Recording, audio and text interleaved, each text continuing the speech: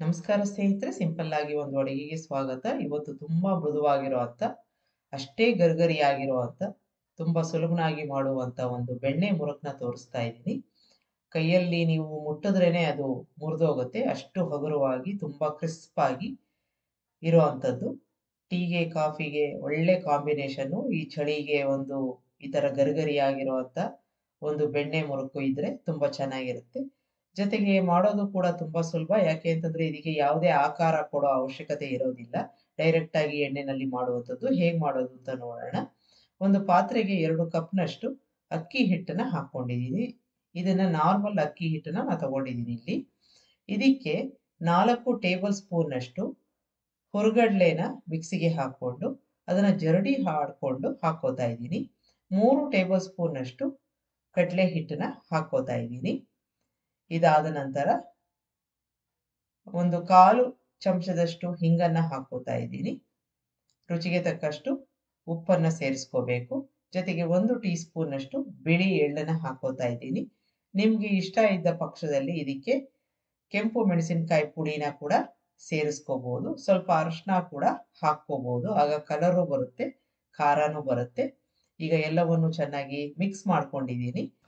ಇದಕ್ಕೆ room temperature ಅಲ್ಲಿರೋ 2 table spoon ಅಷ್ಟು ಬೆಣ್ಣೆನ ಹಾಕೋತಾ ಇದ್ದೀನಿ. ಕರಗಿಸೋ ಅವಶ್ಯಕತೆ ಇಲ್ಲ, ಮೆತ್ತಗಿದ್ರೆ ಸಾಕು. ಈಗ ಇದನ್ನ ಚೆನ್ನಾಗಿ ಮಿಕ್ಸ್ ಮಾಡ್ಕೊಂಡ್ಬಿಡೋಣ. ಒಣ ಮಿಶ್ರಣಕ್ಕೆ ಚೆನ್ನಾಗಿ ಮಿಕ್ಸ್ ಆಗಬೇಕು ಈ ಬೆಣ್ಣೆ. 2 ಟೇಬಲ್ ಸ್ಪೂನ್ ಸಾಕು. ಜಾಸ್ತಿ ಹಾಕಿದ್ರೆ ತುಂಬಾ ಮೆತ್ತಗಾಗತ್ತೆ, ಜೊತೆಗೆ ಎಣ್ಣೆ ಕೂಡ ಜಾಸ್ತಿ ಹೀರತ್ತೆ. ಈಗ ಚೆನ್ನಾಗಿ ಮಿಕ್ಸ್ ಮಾಡ್ಕೊಂಡಿದ್ದಾದ್ಮೇಲೆ ಸ್ವಲ್ಪ ಸ್ವಲ್ಪ ನೀರನ್ನ ಹಾಕೊಂಡು ಚಕ್ಲಿ ಹಿಟ್ಟಿನ ಹದಕ್ಕೆ ಕಲಿಸ್ಕೋಬೇಕು. ಅಕಸ್ಮಾತ್ ಆಗಿ ನೀವು ಹೆಚ್ಚಿನ ಪ್ರಮಾಣದಲ್ಲಿ ಮಾಡ್ತಿದ್ದೀರಾ ಅಂತ ಆದ್ರೆ ಇಡಿಯಾಗಿ ಕಲಿಸ್ಕೊಳ್ಳೋದು ಬೇಡ. ಎಷ್ಟು ಬೇಕೋ ಅಷ್ಟು ಕಲಿಸ್ಕೊಂಡು ಮುರುಕನ್ನ ಮಾಡ್ಕೋಬೇಕು. ಈಗ ಕಲಿಸ್ಕೊಂಡಿದ್ದಾಗಿದೆ. ಇದನ್ನ ನಾನು 2 ಭಾಗವಾಗಿ ಡಿವೈಡ್ ಮಾಡ್ಕೋತಾ ಇದ್ದೀನಿ. ಚಕ್ಲಿ ಒಳಗೆ ಇದನ್ನ ಹಾಕೊಳ್ಳೋದು ತುಂಬಾ ಸುಲಭ ಆಗುತ್ತೆ. ಆಗ ಮಿಕ್ಕ ಹಿಟ್ಟನ್ನ ಮುಚ್ಚಳ ಮುಚ್ಚಿ ಇಟ್ಟಿರ್ಬೇಕು. ಈಗ ಚಕ್ಲಿ ಪ್ರೆಸ್ ಮಾಡೋ ಒಂದು ಒರಳಿರುತ್ತಲ್ಲ, ಅದಕ್ಕೆ ಸ್ವಲ್ಪ ಎಣ್ಣೆನ ಹಚ್ಕೋತಾ ಇದ್ದೀನಿ.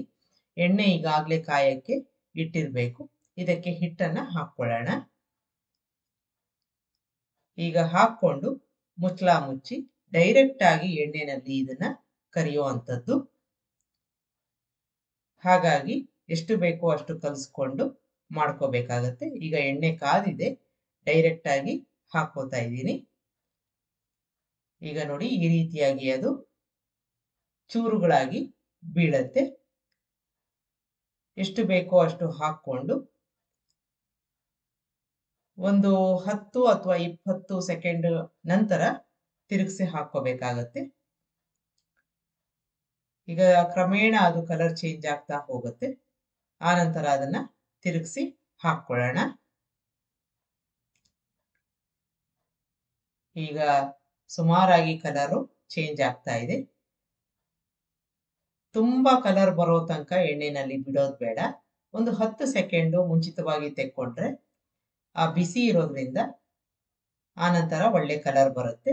ಈಗ ಚೆನ್ನಾಗಿ ಕಲರ್ ಬಂದಿದೆ, ಆದ್ರೆ ತುಂಬಾ ಡಾರ್ಕ್ ಆಗಿಲ್ಲ. ಹಾಗಾಗಿ ಈ ಹಂತದಲ್ಲಿ ನಾನು ತೆಕ್ಕೋತಾ ಇದ್ದೀನಿ.